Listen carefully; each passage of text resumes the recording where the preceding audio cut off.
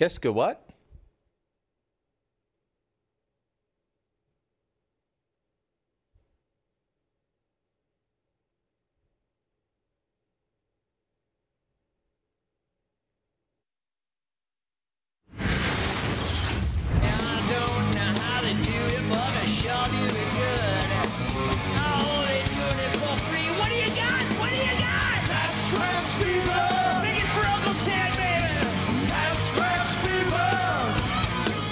Ted Nugent and cat scratch fever. Some of the guys here at Sun News went down to Las Vegas recently for the SHOT Show.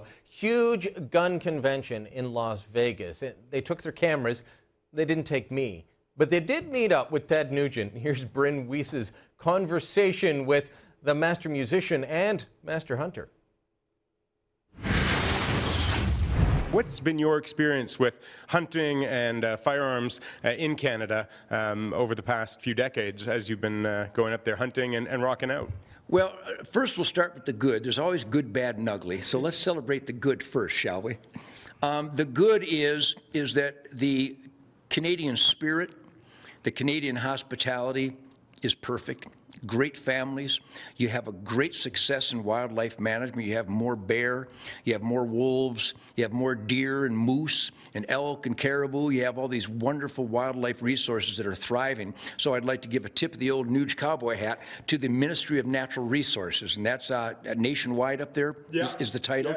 Yeah, and more important than the bureaucracy that oversees it, and that is the hunting families, the farmers, the ranchers, the people who cherish the connection with wildlife. They're the ones who were the driving force. It was the people of Canada that demanded regulations based on sustained yield and the carrying capacity of habitat, making sure that maximum dollars go to safeguard habitat. So a salute to all of them, and a salute to all the gun owners in Canada. So that's the good. Now let's move on to the bad and the ugly, shall we? I'm worried about the ugly. Well, and it is ugly.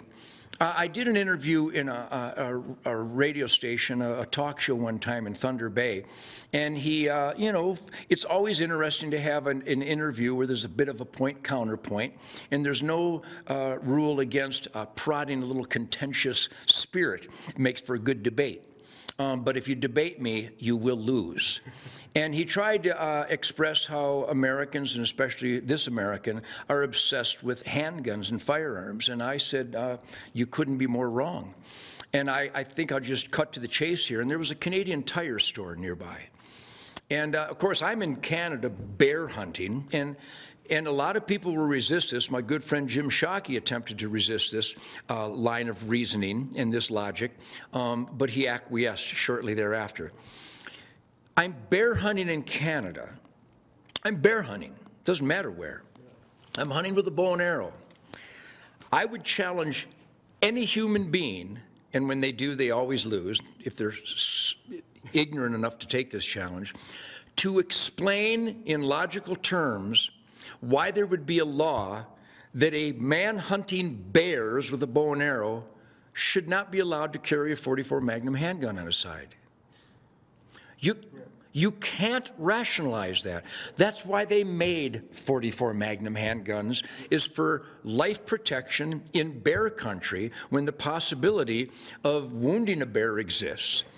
Well, this radio guy attempted to tell me that that's why there's crime in America, is because bow hunters might have a handgun on their belt. Of course, there's no record of any bow hunter committing a crime with a handgun on their belt, and even though there's millions of them. Yeah. And so I asked the following questions that I would pose to my friends in Canada. So at the Canadian Tire store down the street, can a 12-year-old boy walk in there and buy a blowtorch? Sure. Does he need a government training certificate to buy that blowtorch? No. Can I just wander in there without any training or any permit? Can I buy a chainsaw? Without any proof that I know how to operate it? Wow, that's fascinating. How about a wood chipper? A wood chipper without a government permit? How about a coping saw or a hacksaw? How about a maul? Or a double-edged axe? And I said, I'll tell you who's obsessed with handguns. You guys are, because I just listed a bunch of tools that are far more dangerous than any handgun I might carry. And you don't need any of that bureaucratic quagmire, hoops and firestorms to rush through in order to get that tool.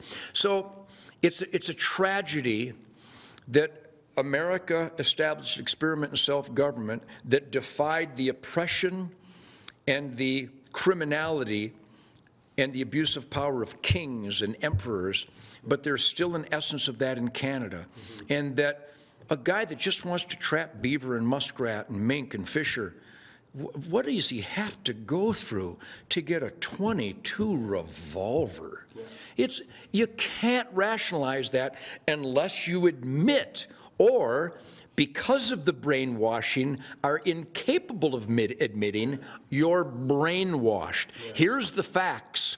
In every jurisdiction globally, particularly emphatic in the United States of America, where there are more citizens with loaded firearms on their belt, not only does crime rate go down, not only is there a dramatic reduction in violent crime, but certain personal assaultive crimes like carjacking and rape, they don't go down, they go away. Who's for that? I'm for that. I'm for that too, because the guy may have a gun and it's.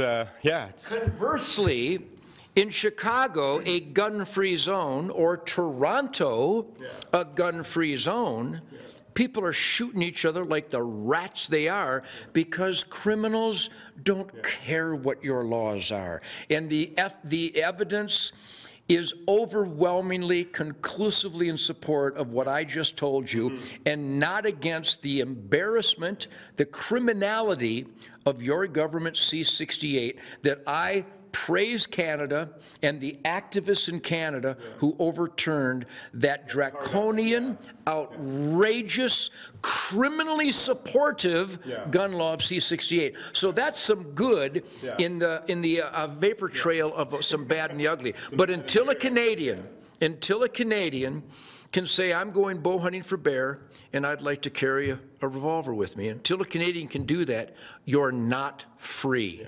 Case closed.